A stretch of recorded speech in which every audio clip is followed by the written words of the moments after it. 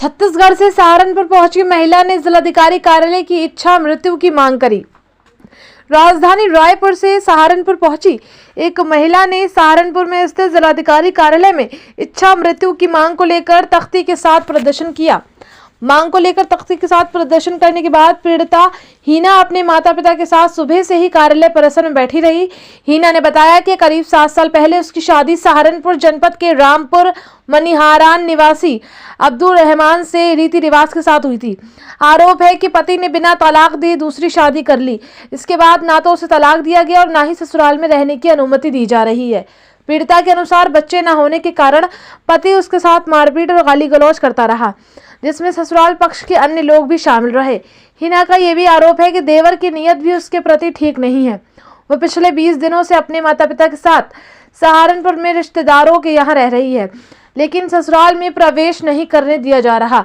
पति द्वारा लगातार अपशब्द कहने और मायके वालों को धमकाने के आरोप लगाए गए हैं।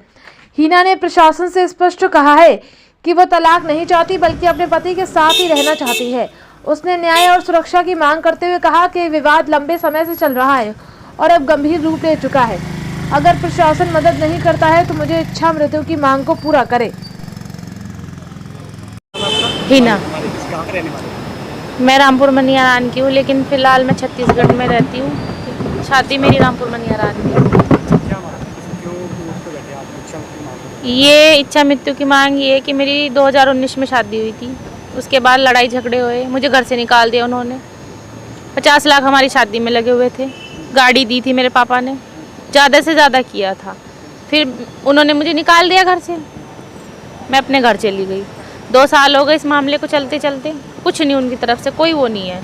वो मुझे लेने भी नहीं आए, एक बार भी लेने नहीं आए 2 साल में।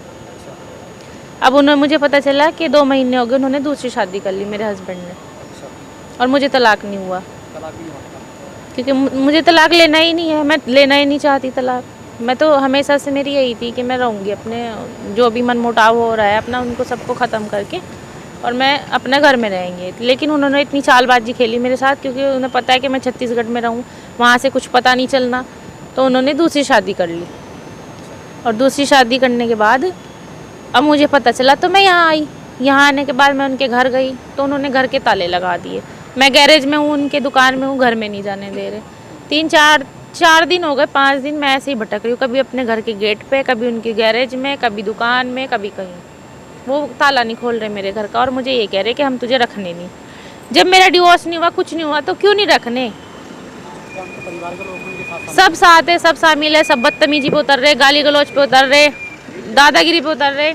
अब मेरी योगी सरकार से यही मांग है कि अगर मुझे न्याय नहीं मिला ना, तो मुझे इच्छा मृत्यु की उनका आदेश होना चाहिए। मैं मरूंगी बस, और कुछ मेरे पास रास्ता ही नहीं बचा मेरे पास।